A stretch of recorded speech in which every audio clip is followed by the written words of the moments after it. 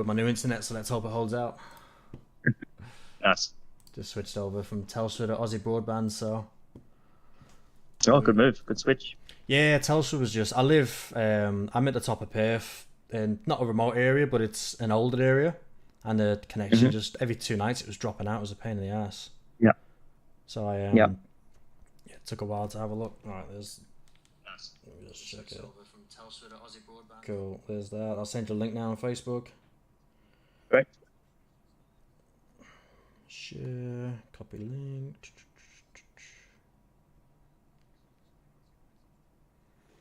Cool. There's that. Let's get it on the There it socials. is. Yeah, nice. Cool. There's that. I'll send you a link on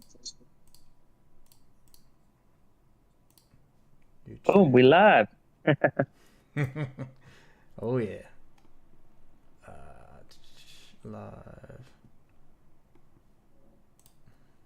There it is. Cool. There's that. I'll send you a link on Facebook. Cool. Link live. All right, let's get it on the socials and we'll kick it off, mate. We'll get it going. Yeah, I'm trying to get my posts up as well. Yeah, it's always a bit clunky to begin with. That's why I go live. Just get it all out there rather than panic afterwards. Why is it not letting me post a link? What's it doing to me? Come on.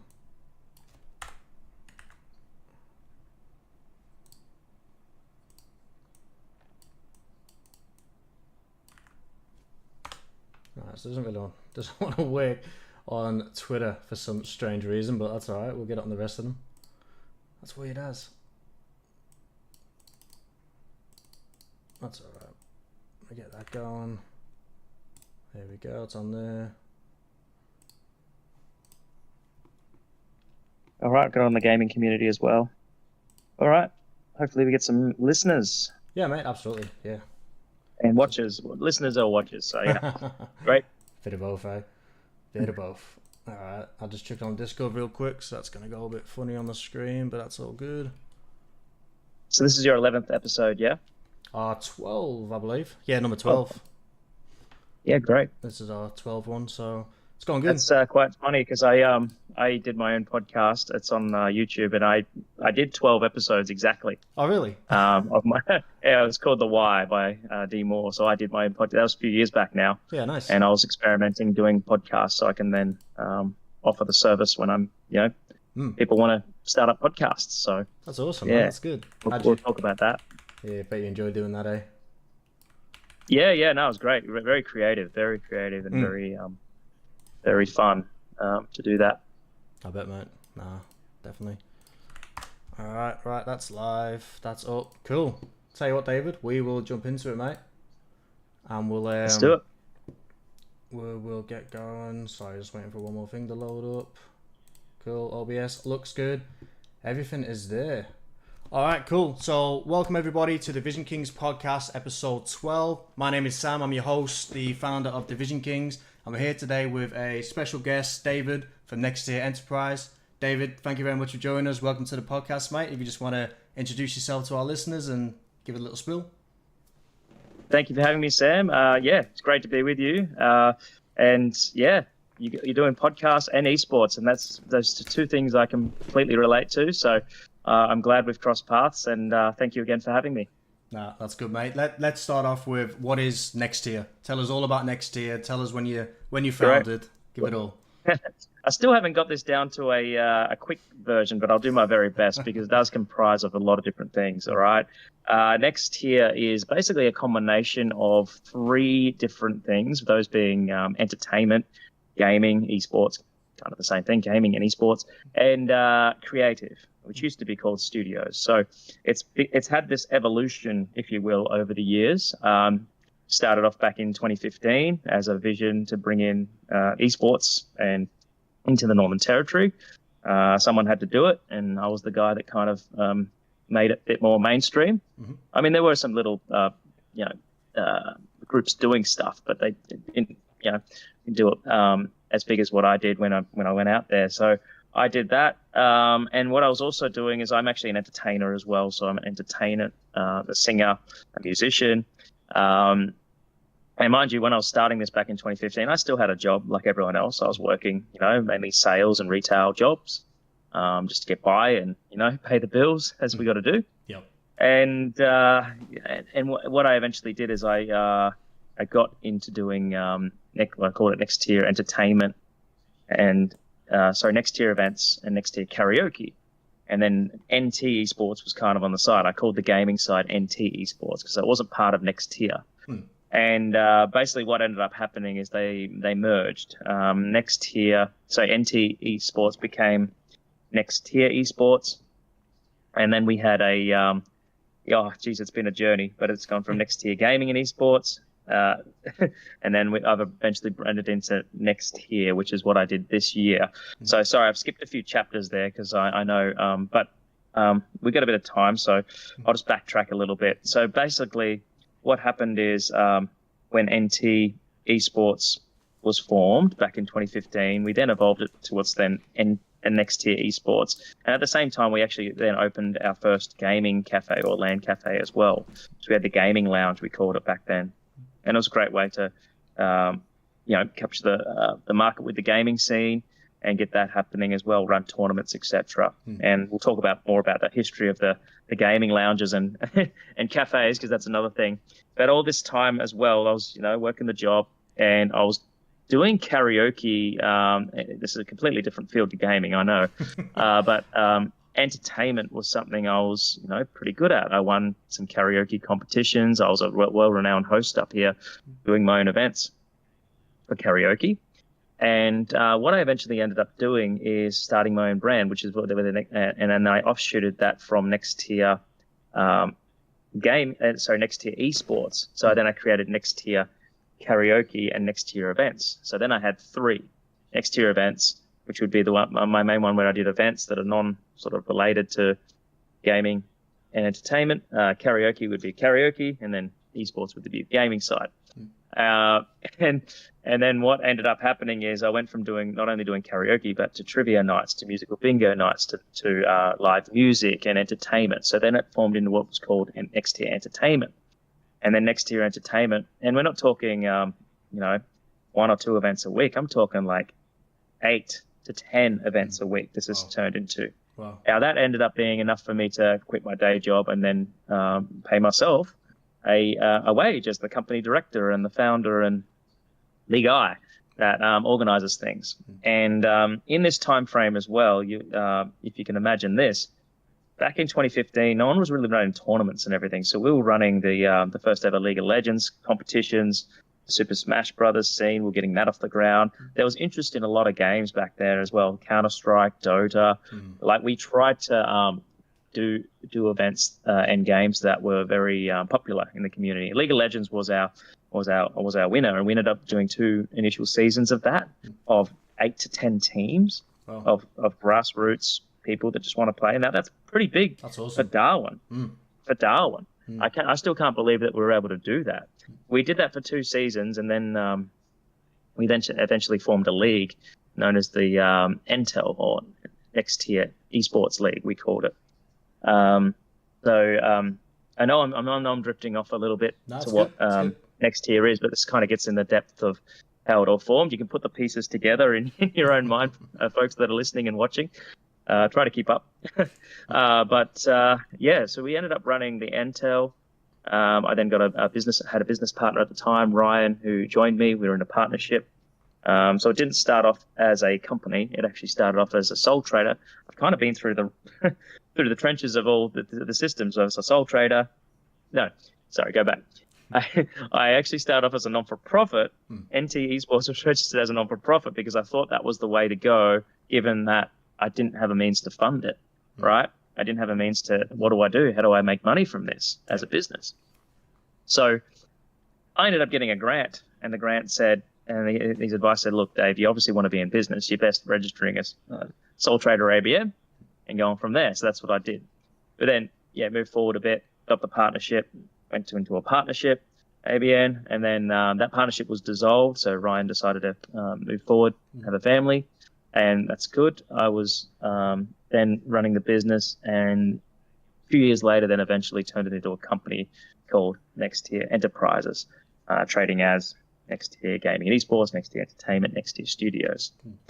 That was all good in theory. Then the studios came along when I started to do the podcast. As I said before, I started getting into podcasts and more creative works because I had the facilities. I had the studio, I had the gear, the cameras, the roadcaster, everything. I had everything ready to go.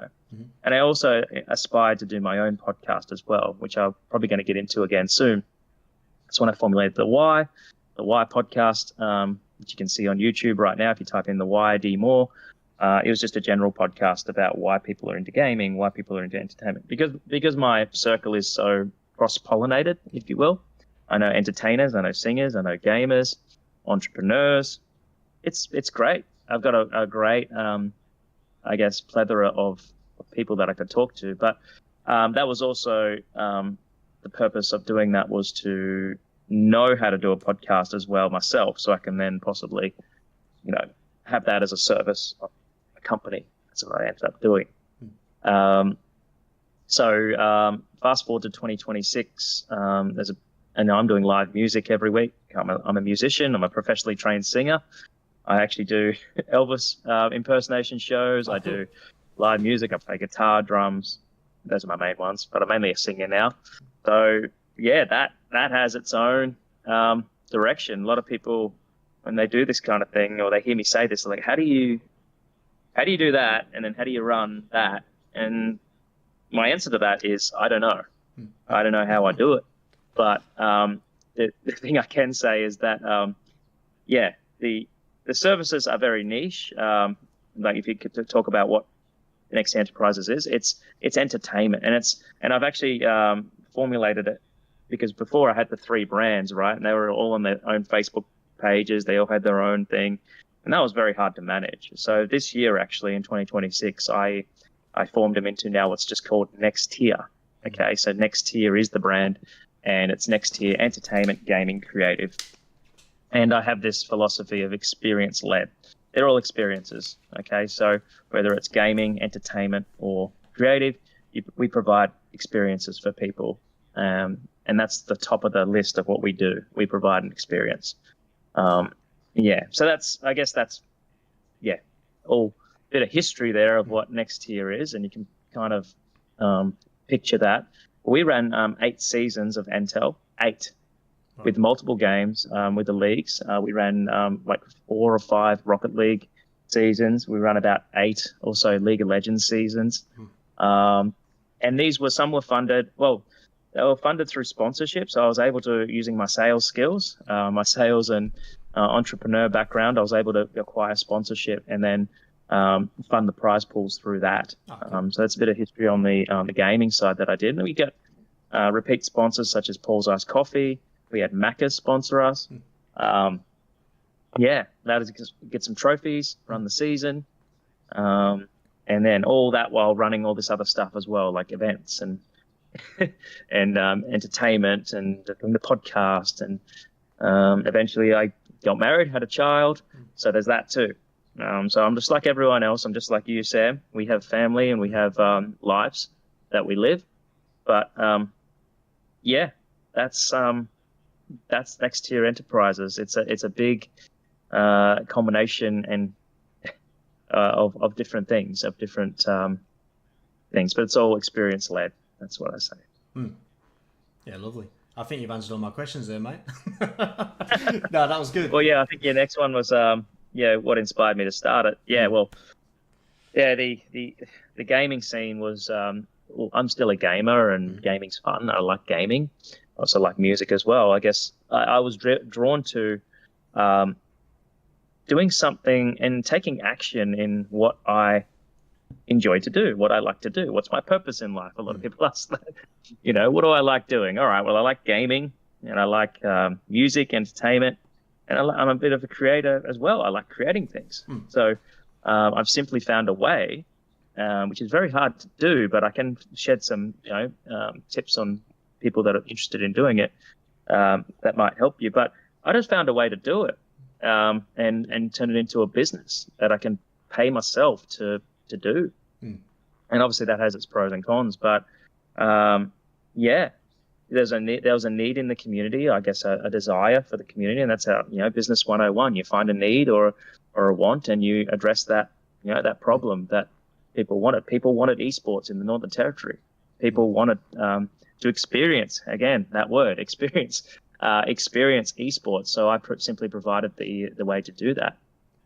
With the events, I provided a way for venues to run week on, week out entertainment at a good level, at a high enough level that they want me back every week. And that's what you got to do. It's a grind. It's tough. I wasn't given anything in this. Yes, I've received some grants and some, some counseling and the business support and things like that. I've had people to this day. You always got to. You don't know everything. You got to throw your hands up and be like, look, I don't know all the answers. I can be very, decision making. You might just make decisions on the fly sometimes. Some are good, some are not. But yeah, you got to listen to your circle of people around you. But yeah, prepare to do some work. That's all I can say. If you want to do your own thing, but it's definitely rewarding, and you can, Next Tier Enterprises is a great, flourishing business. And with esports, as you probably know, it is hard to, with such a niche thing like esports, to actually create a revenue stream from that being a business. Usually there's a lot of them even down south in other areas that just run as non-for-profit.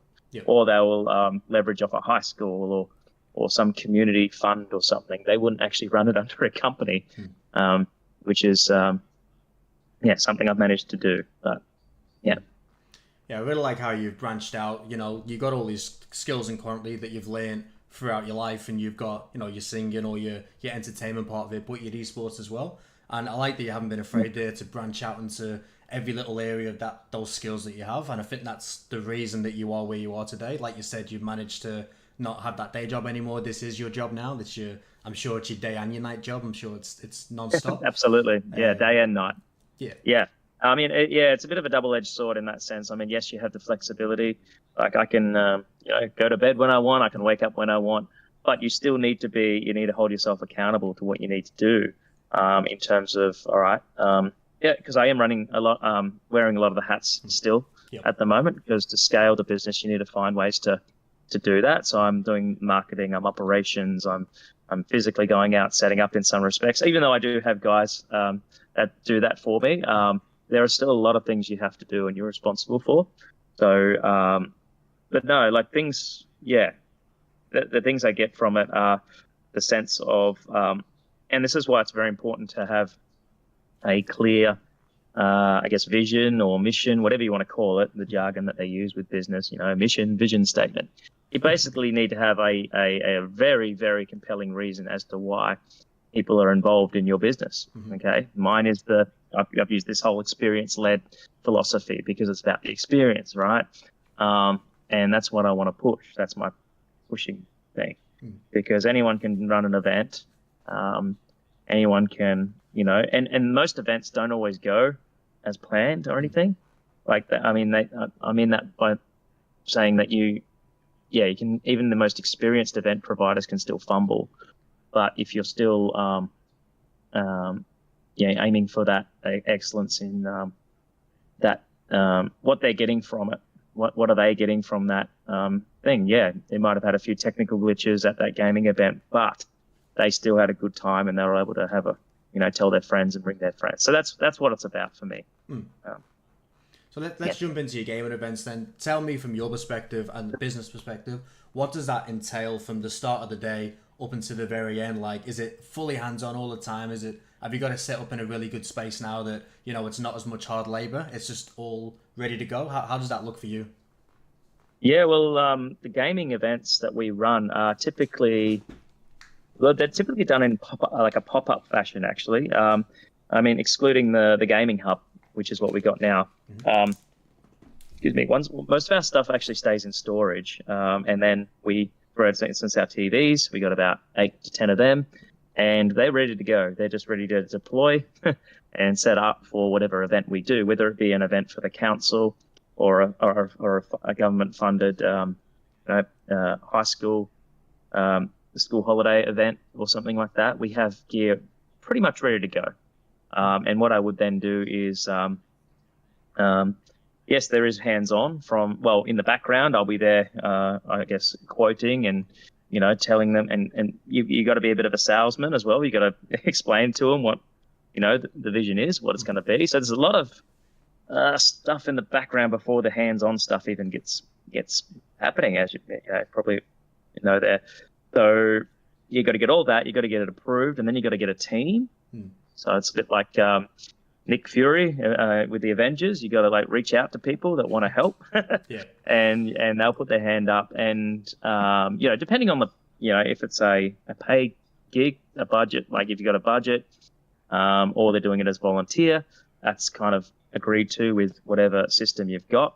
A lot of people with gaming events, they just want to be involved. But if there's a little payment involved, even a gift card or something as a token of appreciation, it's really, really good.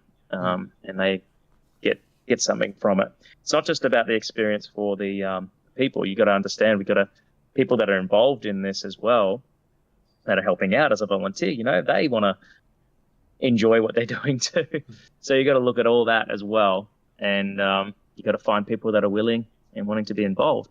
But then the hands-on stuff comes along where you got to make sure your gear is tested and tagged. That's like a legal thing we got to worry about. So that's it's technical. There's little tags they put on the power cables. Well, when you're running an event, we have to make sure all of them are on there, and you got to make sure the gear works. There are no broken screens, no faulty cables. Your monitors, your consoles are updated, your games are installed, the DLCs are installed. Yeah. There's a lot to these gaming events, but that's exactly what I charge for when I'm doing an event. This is what they look at a quote and they go, "What are we actually paying for?"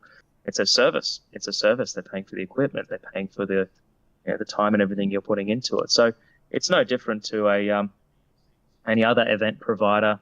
Setting up backline equipment, if you will, for a gig. It's very similar to that.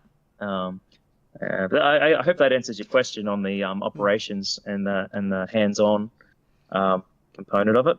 But people mostly would, I would ask the team. There'd be a supervisor, there'd be me, and then there'd be your volunteers. Depending on their experience level, some might just want to help out and make sure people are, the controllers are, working and everything, going around making sure they're sharing, and any technical dramas like that. They're just helping out. But it's really an engaging, especially with youth. We need to make them, they're in a safe environment, they're having fun, they're engaging, they're interacting, they're trying out new things. We typically have like a virtual reality or some consoles and maybe the dance mats going, for instance. So we want to make it a fun little playground, if you will, of games. But that's more of a casual event or a competitive event, such as an esports tournament or something that's a bit more, obviously tournament organizing. You need to have a tournament organizer. You need to have the computer set up with the brackets. If you're streaming, you got to have your streaming stuff set up, like your OBS and and someone that knows how to shoutcast as well. So you got your shoutcasters. You got to reach out to them. There's a lot of organization and admin involved in running esports, and and then you have to reach out to players. Once you get all that sorted, you got to find players that want to actually compete. Yep. Luckily for me, back when I started in 2015, they were kind of ready to go. I actually kicked things off, and it was a real smart thing I did back then. Was I ran a big, like an open day type event, which kind of introduced them and said, "Wow, esports is here," and then NT come to this big event, and all these high school kids who are now to this day still playing in our tournaments. They're like in their mid-20s, late 20s now, but they were like 18 at the time. Yeah. This is like 10 years ago, right? And they would come from school, and they got their teams formulated, which is really cool, like group of mates, and it was just great to see that how it formed. And then I basically just I guess the momentum with that, once you've captured the community or captured that player base, if you will, you keep things going for them, whether it be a season, a tournament, or because gamers, they can get pretty complacent. but I guess that's just human nature in general with anything, right? Like even with the music stuff, like the music scene, you've got to keep things fresh and interesting. Otherwise, people just these days on to the next thing, or they just you become an afterthought. Yeah. So, yeah, always innovating, always collaborating too, which I'd love to talk to you about more of how we can possibly do some stuff together with Division Kings. I'd love to collaborate there. And I think that maybe has answered a lot of the questions there in that first part. About next tier enterprises, but yeah, we got the gaming hub as well. No, that's cool. I think you're speaking there about the kids that you obviously will know them on a first name basis. They've been there for so many years now.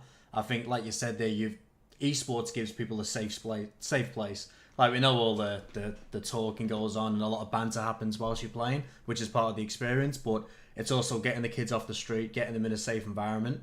And esports is a fun way to release some of that stress that, like, even as an adult, like I love playing it at night time because it releases a bit of that stress that, life generally piles on you. Same with kids. So I think it's really cool that you built that community there in the NT. There is a regular occurrence, not just new people coming in. There's obviously you got regular customers there as well, which I think's awesome. Yeah, you definitely got to keep your regular base. But also, I do want to emphasize the importance of reaching out to new people as well that might not know what you're doing. Like, that's a great thing. It pains me when people come up to me and go, "Oh, like, I never heard of you guys. Where have you been? Like, I've been looking for this or something," or they'll say something like that, and you go, "Oh, damn, I thought I got the word out." But we usually rely on, and this is why the experience thing is very important, because if they have a good time or a good experience, it's likely they're going to tell someone. And the best advertising is, of course, when people tell their friends. It's like seeing a good movie. Like, "Oh, I got to see that movie. It was so awesome," and they'll go and see it. So we want people to have that effect with everything that we do here on our end. I'm sure you want to have that as well with whatever you do. Absolutely. But yeah, the safe space. I mean, even from me personally, gaming provides a bit of escapism. You escape reality a bit, and you can just have a bit of fun, whatever game you're into, whether it be FPS, MOBA, or if you like your single player adventure games. Like, we all have a reason to play them, and adding esports onto it just adds a competitive bit of fun to it as well. Like, some people are competitive, some people aren't competitive. It's important to understand the mindset of people as well here, because early on I was like, why don't these guys want to play? And then I found out some people just don't want to compete. They would rather just play for fun, or that yes, they might compete, but they don't really care if they win or lose.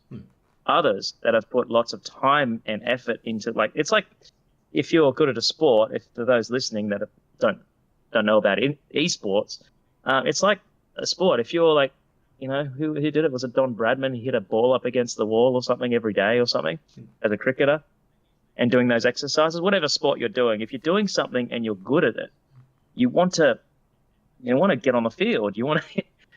I just don't want to be at home throwing a ball at my wall every day. Like, so this is what these gamers want to do. They want to actually get out there and get on the field, basically. And then it's not a real field. It's virtual field or battle arena or whatever you're in. They want that platform. And that's what esports does for them. It gives them that platform. And when you stream it as well, they even get showcased for their skills. And that's awesome. That's the experience right there. We actually, it was funny. We were running one of our leagues in I think it was 2021, and we ended up doing a double round robin of like 8 to 10 teams, and the season went for like 3 to 5 months or something, or like 5 months. League of Legends, week in, week out. Wow. And the guys were very the division managers that I had doing, and I'm like, oh, so that's going to be a lot of games streamed. Like, if you're doing a double round robin, and they're like, yeah, nah, we've spoken to the guys. We want to do it. We really want the game streamed. So I said, okay. And they did it. Wow. They actually did it. It's on YouTube. You can see it on YouTube and our Twitch channels. You can see all these games. Now, unfortunately, I will say that our Facebook page, we had an incident back in 2019 where our Facebook page got instantly deleted and we lost everything. We don't know why, what happened. But it was I don't know, glitch in the matrix or something, but I appealed it to Facebook, and back then it wasn't really good. They didn't really have a support system, and we lost everything.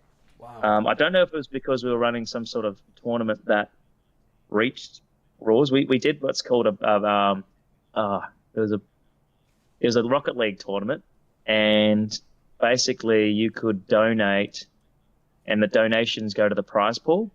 It was like a system that we did, but I think that breached the rules. It was like breached the rules on gambling or something. I don't know, but we don't know. We were never told the reason why. Wow. So that's interesting. Yeah, so we had to rebrand our thing to the Next Tier, and then eventually a new page. Anyway, that's history now. But yeah, we lost a lot of. We had a lot of following, which we lost. So we had to start again. That midway through the whole journey so far, 2019, it was rough. But still, we managed to get the community. I've still got that NT community page, group. It's a group which has stood the test of time. Community groups are good. Yep. But yeah. Yeah, nice. Yeah. You talked there about obviously Facebook and deleting your account there, which is I bet at the time that was devastating because of everything you built and you had to get it going again. It was. It was, and I kind of had to do it again because I had to merge. I merged entertainment into Next Tier, so you'll see Next Tier doesn't have much gaming history on it because the Facebook page, that is, because we had to merge it into entertainment in order to merge the following. So it's gone from like 2 lots of 1,000 or so into like 2,500 followers now, which is strategically what I did. This whole merger and consolidation of Next Tier, and that was done this year. So bit of a mission, that one, but it's really good that I did that because I was segmenting. I guess you could probably look at it 2 ways. Yes, it's good to have them segmented, so people, but at the end of the day, I was like, wow, even people that are going out to karaoke nights, they probably got kids that are into gaming, or they've probably got a partner that might be into gaming. Yep. So why not let them see what we're doing with that? That's why, I just say Next Tier now, and it does pretty much all 3. Yep. A lot easier to manage. Nah, that's awesome. Have you, throughout obviously what's been over the decade now that you've been building this whole enterprise, what's been your biggest hurdle? Like, has there been any point in time that you've actually felt like maybe this isn't the direction that we need to go in, or have you full head the whole time? How's that went? No, like it's, I guess, it's so dynamically changing, like everything, like with the events and the entertainment side of things. I mean, it's very competitive. Everything from the live music to the trivia nights, clubs and bars, they always have a trivia night or something. And it's very hard to get in there sometimes and get something going that has a base that will come every week. So that's just one event. And I'm doing like 8 to 10 of them. So there's that. That's an ongoing, I wouldn't say stress, but it's an ongoing challenge to keep that going because that's the main thing. Yep. And then you have, you're always thinking, you're like, wow, what do I do on that end? And then because it's not a single pronged business, as you know, it's 3 things. You then have the gaming side. What can we do on the gaming side that's working, or what can work, or what do we need to do? Oh no, I've got this lease. I got to make use of this space. You look at the money outgoing and you're like, why is that doing that? Why aren't we getting any coming in? So ongoing challenges nearly, I'd say, several times a week, nearly daily sometimes. And I guess that's one of the things I spoke before about a double-edged sword. Yes, it's great to have flexibility and be your own boss and all that kind of thing, but you have to really be on point. You have to really keep the ship moving forward, no matter the turbulence or the waves that are hitting you on the side, because it's rough seas sometimes. And you might have an event that's going, and then suddenly the venue will go, all right, we don't want to do that anymore, and suddenly you've lost, some revenue from your business, which you used to pay yourself, which supports my family and everything, and then you got people that are relying on you to pay as well. Yep. So I guess that would be the biggest challenge in running it. We've changed direction in things like the the seasons. We're not really running seasons anymore, and the reason for that is because they were just they were very long and drawn out, but they were also non-for-profit, meaning not that it's all about the profit, but they were there's a lot of work to run those, as you can imagine. Like you imagine running a 4 to 6 month long season with people that just want to put their hand up and run it. It's crazy. Like that's a full on thing. So what we ended up doing is talking to one of our partners up here. They're called the Array. The Array are up here in Darwin. They've got a tech hub space. Might be good to have a chat with Dylan sometime on the podcast, but he's great. He's developed basically he kind of what I did with esports, he did with game development. Okay. He kind of pioneered that in the Northern Territory. So he did that and got a lot of backing from the government and ended up getting a hub. He won like it's sort of like a hub, like a workspace in Darwin there. And it's a co-working space. And he also runs workshops and, he's getting into the AI scene with workshops. So more educational based, I'd say, but also giving a platform for game developers that want to get into the industry, and he gets people in there. So we're kind of industry cousins in that sense. But I've worked with Dylan, and he's actually been responsible for also allowing me to get in there with one of their rooms in there for what I now call the XP Gaming Hub. So they're very supportive of that. And I have like my own a workspace in there that I've turned into the XP Gaming Hub. So it's fully supported by the Array.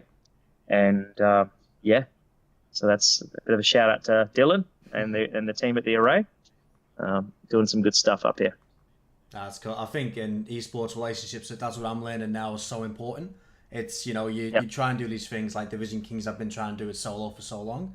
I'm getting to the point where now, obviously, I've reached out to yourself, reached out to a few other organisations all across Australia and even New Zealand as well, to build that relationship community together. Because going solo, I find that you hit so many roadblocks because of the connections.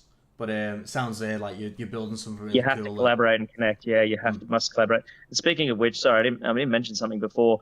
And credit to the Array here. They actually, because we've been running seasons, as you know, for 10 years, everything from Tekken to League of Legends to Rocket League and other things.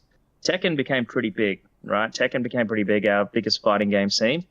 And I mean, we had people traveling down to Melbourne competing in BAMs. That's how, good it was. But then the Array wanted to run a international event. So they were the first ever, and credit to them, they ran the first ever international Tekken event in Darwin. They actually got some top pro players in, flew them in from, I believe it was Singapore, Singapore, Indonesia, and they competed against the best in Darwin. Wow. Which is pretty cool. That's cool. That's never before been done. So they've done some stuff with esports too. They have like a bit of an esports division in their own right, which we kind of work with them and collaborate with them. They also are responsible for the high school. I tried to get in with high schools early in the days, but there's just too much red tape to do that. They managed to find a way and running high school leagues. So they're doing that with the high school market. And also, we kind of, with the league, they sort of took on that as a way to, because they're all about pathways and giving people, we run things more at a grassroots level, I guess, grassroots to amateur level, and having that pathway to like this big funded best of the best tournament. They called it the Array Esports Series, I believe, the AES, and I guess the league kind of turned into that. And then we've sort of resorted now to doing more invitational, smaller tournaments, which are more manageable and more allow us to branch out in more games and run things a bit better. So it's all, I guess everyone has their own way of doing things, but that's where it's kind of evolved to. So I just thought I'd mention that regarding the Array too. So awesome. It's great stuff. Sounds like doing some really good things up there. That's like you said there, Singapore against the best NT players. Like, imagine how the NT community feels about that. That'll just be awesome. Yeah, no, the NT guys couldn't. Well, the skill level, there's definitely a gap there. It was just it's the experience, right? The experience of having that to happen.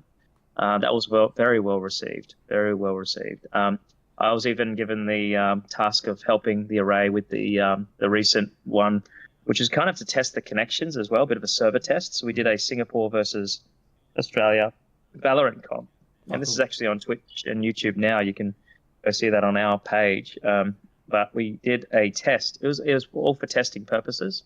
The players did get paid regardless. I mean, they decided not to do the winning team winning. There was just a share given to them because it was, they were playing on different servers. So game one, so it'd be best of 3. Game 1 on the Singapore server, game 2 on the Australian server. Then there'll be a coin flip for the third server. Australia ended up actually winning this because they won the toss on the third server. Yep. But it was just more of the experience. It was just to show, that competitive esports can happen between Australia and, Darwin being Australia's gateway to Asia, if you will, and kind of puts a bit of a case forward as well for not just esports, but a link between the countries there. If there's a link between the countries. Because our internet, I don't know if you haven't been up here, but our internet goes down to Adelaide in most of our servers, then goes to Sydney or whatever. So we're getting about, I'd say, 50 to 60 ms ping usually. Yeah. That's our ping. And there's not much we could do about that because that's where the servers are. But if we had like a server in Darwin or something that could connect to Singapore or that, we could be playing people over over there. Yeah. In like real time, it'd be great. Maybe that's your next project. That was really good to do that. The Australia versus Singapore matchup with Valorant, another popular game. So, yeah. How did it work? Did you have any hiccups at all, or did it run as smooth as what you planned? Well, I ran the stream myself. Actually, I ran the stream. You could hear me on there. I'm shoutcasting. I'm welcoming. I did the overlays. I did everything on that stream. Valorant, I haven't played much of, but I played enough of it to be able to call it and give a bit of commentary. Usually, I'd have someone on to do the shoutcasting and commentary, but it needed to be done, so I didn't have anyone at the time, and I just did it. So full on solid. Yeah. Got the stinger, got the OBS, chucked on the things, went into Canva, made the little animated background and everything. Boom, boom, boom, chuck it on, boom. Straight in. Yeah. And using Restream as well has been pretty cool. Restream, highly recommend it. So that multi-stream provider that allows you to go to Facebook, YouTube, Twitch, all in one hit, and it updates all your titles. So it's so good. Definitely check that out. Yeah, definitely have a look after this. For sure. Tell me, maybe one of your events or one that you've been to, have you ever had a moment that's been absolutely chaotic or like just off strip completely? Tell me your craziest story that you've had at an event that you've been to. Geez, I do so many events, it's hard to pinpoint one, but I'd say that if we want to talk gaming, there was an event called Tropicon, and you test things in advance, you make sure they're all working, and then on the day, it just doesn't work. So I just facepalm moments, like you got the whole audience watching it, and it's like cutting off every 2 seconds. Like what's interesting about this, and it was great to, I wouldn't say it was a good thing, but people still stayed and watched despite the issues. Now, sometimes when this happens, people are, this is terrible. They'll leave, but they were so into it, and they wanted to see it still, that they still stayed. So I found that very surprising. I was like, oh no, this is going to be like the worst, but it ended up being the most popular area. Tropicon, for those that don't know, is like a bit of an event that they ran up here, a bit like a Comic-Con for Darwin. Yep. And they had cosplay, you had stall holders and comics, and we had the gaming area in the main area of the Darwin Entertainment Centre, and we had a big arena, like an esports arena set up. And that the blackout was happening. It was something to do with our one of the videos was glitching in OBS, and it was causing the the game to just flick on and off on the screen, and we didn't know what it was. We're like, what the hell is this? So, but I guess that's one example of a technical issue that you got to do, but you got to really try to handle technical issues and that as professionally as you can. Even with events that I'm running on a week-to-week basis, like karaoke nights, trivia nights, they're always unpredictable. You don't know what's going to happen. You don't know if you're going to have a drunk person come up to you and, you got to deal with that person. Yeah. Or at trivia night, you're dealing with someone that arguing a question, or you got a bit of banter, or they don't like your style as a host. You know, you really got to roll with the. You got to be adaptive, and you need a bit of what's the word? Social awareness, and with that you get social intelligence as well. So you learn how to deal with different social pressures, doing that kind of thing. So I recommend, if those that are wanting to get into like entertainment specifically, you know, you got to learn how to talk to people. You'll learn how to talk to people, work with people, read a room, all that kind of thing. That all plays in hand with also with the gaming stuff too. Like I said before, I was observant of, all right, yes, there's an issue happening, but how's the crowd reacting to this? You know, yes, some people are getting stressed out over there. That's going to happen. But how are the audience reacting to it? And what can I do to make that situation a bit better? So that, I guess, it's an overall thing that, is very important. Yep. No, definitely. No, it's good. Maybe, look, we're doing really well. We're in 48 minutes so far, so we're doing good. Wow. Doesn't feel like that, does it? I know. I try to give the short version of things, but that's good. I stopped myself. I've actually got ADHD, so fully diagnosed. I got diagnosed late last year, so I'm very open about that, because I know there's a lot of people out there probably listening that might think they have it or do it. And gamers, a lot of people that have ADHD are gamers. There's nothing wrong with it. It's just about understanding it, really, and what it could do. With me, very hard to focus, very hard to, you get distracted. I could be in mid-sentence and then literally go to another topic within a second. And it's not that you don't know how to talk or anything. I actually use it to my advantage, and I just did it just then. You probably just noticed it. I just did it literally right then and there. Perfect demonstration. But you get a very... people can't help but... in entertainment, it's very powerful, because it gives people, wow, this guy's like, either he's got energy or he's just got something important he's doing. So I want to pay attention to him. But those that, it can, I don't know, with the gaming, especially with ADHD, I'd say, it's, I don't know if it's hard to explain, but people with ADHD tend to be a bit, they want that fix, they want that gaming fix, or they want that dopamine hit. See, people with ADHD, they can't, and I don't want to get into a full, session of ADHD, but we can't regulate our dopamine. Now, dopamine's the feel-good receptors in your brain that, when you do things, when you're playing a game and you're clicking, then you get to hear that gold sound, or you're seeing that the feel-good thing that you do, that you like doing. In League of Legends, for example, it's the lasting the gold, the pretty colors, the aesthetics of the game. That is really attractive for someone with ADHD, because it's like, wow, that's like ding, ding, ding, ding, ding. And so, if you have it, I recommend, getting, well, if you think you have it, get diagnosed, and then the medication does help you with that a little bit. No, that's an awesome share. Thank you, mate. Good share. You're welcome.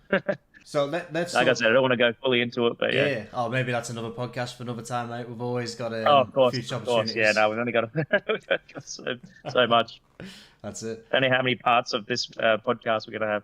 Yeah, absolutely. What so as yourself individually, what keeps you motivated for next tier enterprises? Like, what's your drive?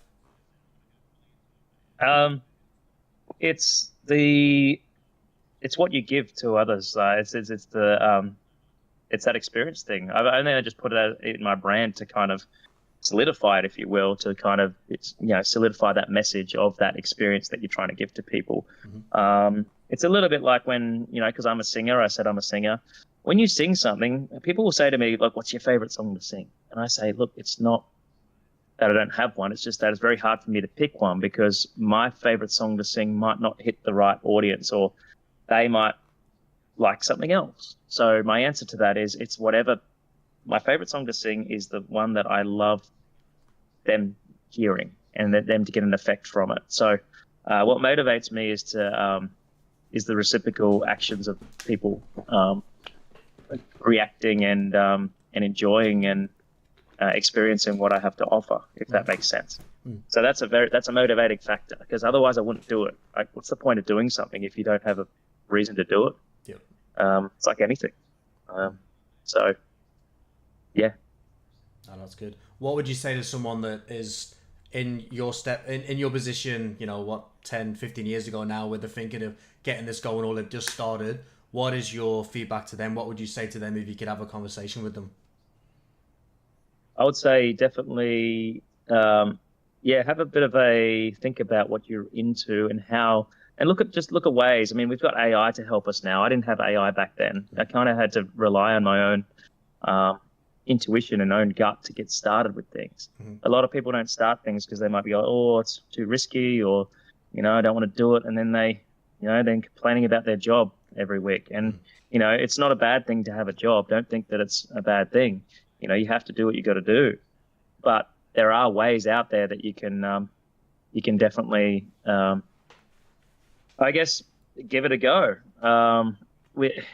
If you're wanting to start esports and gaming, I would say get around people that are also into esports and gaming, and see if you can form some sort of support group or network, whether they be on a Discord channel, or reach out to someone like Sam or myself who are currently already doing it, because that's what you want to do. You want to, you don't have to reinvent the wheel. You don't have to reinvent the wheel. You can literally leverage off people that are doing it already. And if I had someone that's, and this is how you also find people in the business or in your group that want to help you, because they go, wow, I want to do what you want to do, but not everyone wants to be the guy or the lady that leads the team. Some people just want to be a part of something. Okay. But if you are that person that wants to be a bit of a go-getter and get out there, I would say the only thing that's stopping you is your fear of trying. You got to give it a go, and start getting into things like, audiobooks. Me reading, a bit hard to do these days, but audiobooks and reading things. I mean, everything's at your fingertips now. Have a chat to ChatGPT. Literally have a chat to ChatGPT and ask it things like, what can I do? And self-help and self-education is one of the biggest things you can do. Learning how to talk to people, learning how to present, learning how to, maintain a conversation and things like that. Those are fundamentals for business and things like that. Because if you can talk to people really well, there's a chance that they'll listen to you and your idea is going to be well received. If you don't, then, well, it's hard. You might have the best idea, but if you can't put it across, you can't pitch it. And that goes for everything as well, like your even your social connection, like telling, oh wow, I really want to start this thing up, or I really want to get into this, and you got to overcome rejection as well. I tell people that one of the things you can expect when starting off is that people are going to try to bring you down, and people are going to reject you. Okay, just expect it. Expect people to completely disagree with you, but get some advice and do what you think is the right thing to do. So yeah, that's what I would say if I was sitting down with someone. Yeah, I think the from my perspective, the thick skin is so important, because, like you said, there's so many people that you'll start something up and they'll laugh at you and they'll say, "Oh, you're not going to do anything with that," or "That's just a waste of time or a waste of money." But they're never inside your head, so they don't know what your end goal is. They don't see the steps that you've already put in. So I think that's so important to entrepreneurs starting off. And when you're a natural entrepreneur, you already kind of have that mindset anyway. I find anyway. Yeah. But if you haven't, you need to understand it's just you're going to get rejection, like you said. That's right. Your reason for doing it needs to outweigh the reason not to do it, basically, or it needs to also outweigh the no's and the rejections and things like that. It's a bit of a psychology game, to be honest. You gotta deal with your own mind, but you also got to deal with the minds of others as well. And you can't change people's opinions of some things. I mean, I got people that still laugh at me to this day about the gaming stuff. I mean, why are you still doing the gaming stuff? Like, you're nearly 40. I'm 38 now, so started in my late 20s. But I do it because like I said, I provide an experience that no one can up here can do with the gaming stuff. So it's like, why wouldn't you do it if people have been doing it and say that they're great? So it's the same with entertainment too. They all kind of overlap in that sense, in the philosophy of running a service or an event or something. Yeah. Now, even your podcast, it's the same thing. You know, you want that people to experience, that level of, wow, that was great. You know. Yep. So. That's it. All right, I'll hit you with one last question. Next tier enterprises. So where do you go from here? Have you got a 3-year plan, a 5-year plan? What's next? Yeah, well, there's a few ongoing things right now. We're in a bit of an off-peak season up here with entertainment. So I'm just sustaining some events right now.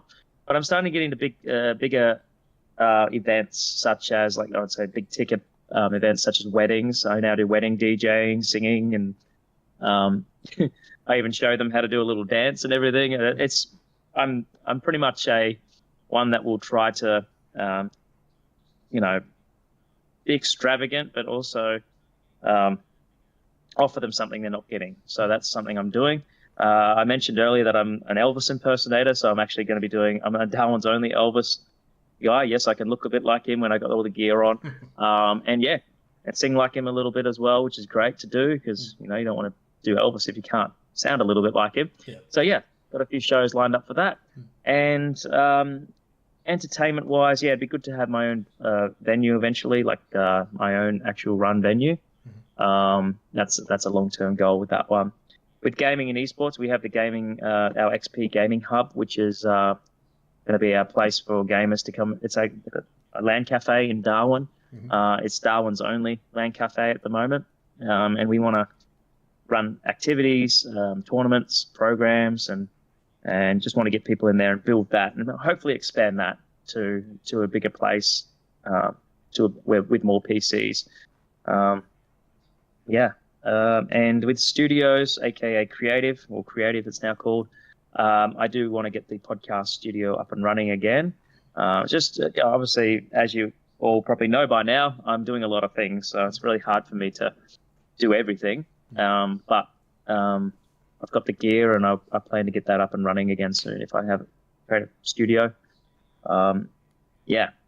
And that's where we think of going with that. So, but other things as well I've been getting into is AI development as well. I've been creating apps on AI, very into that. Base 44, that's one of many that I recommend. And what's really cool about the apps is that you can kind of make an app now with a chat prompt for anything, for anything that you want, whether it be a management system for your employees, whether it be something to track your stocks and trades or something, or if you want personally like that. Even esports tournaments and things like that, which I'll probably talk to you sometime about, Sam, how we can, you can have people use an app to manage your tournaments and things, and you can create that with a simple voice prompt. Voice prompt, I want an app that does within 2 minutes, boom, it'll make the app, show you pictures of it, and coding, done. Crazy. I think you can now even put it straight to Google Play and App Store now, which I didn't think was even possible yet, because they weren't natively doing that, but now they're doing that. So anyway, AI is just that's another podcast in itself. But technology's going in a crazy the world way. is your oyster, everyone. 100%. When it comes to everything, get into what you're into, and that's perfect. Well, look, mate, it's just ticked over an hour. It's been absolutely awesome having you on the podcast. It's been good to learn about you. Yeah, mate, it's been a pleasure. Good to learn about next tier as well. So I'm definitely excited to see where you guys go. Yeah, I'll do it again sometime. When I got my podcast up and running again, I might invite you to be on mine. So awesome. Yeah, get to know a little bit about you. So thank you very much. Thanks, listeners, and thank you once again. Thank you for your time, mate. Much appreciated. Bye for now.